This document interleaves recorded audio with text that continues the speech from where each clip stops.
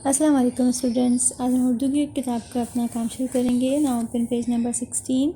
First we will write the day. Today is 4 August 2021। जो हुर्फ हम आज पढ़ रहे हैं वो है हे। क्या लिखा है ये?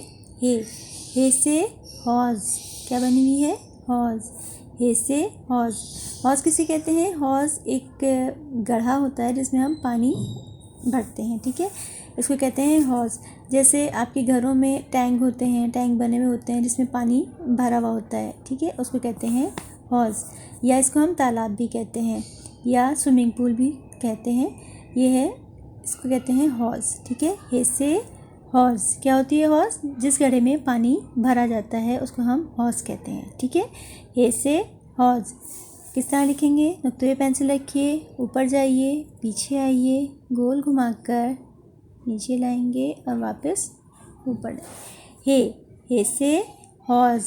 इसके अलावा हे से दूसरी चीज़ें भी हम जो इससे शुरू होती हैं उसको पढ़ सकते हैं, जैसे हे से हुक्का, हे से हलवा, ठीक है।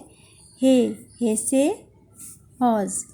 नुक्ते पे पेंसिल रखिए, ऊपर जाइए, पीछे आइए, गोल घुमाकर वापस ऊपर लाएंगे। हे पढ़ते जाएंगे और लिखते जाएंगे ताकि हमें हुर्फ की पहचान हो सके, और इसी तरह हमें इस सफ़े को आज मुकम्मल करना है।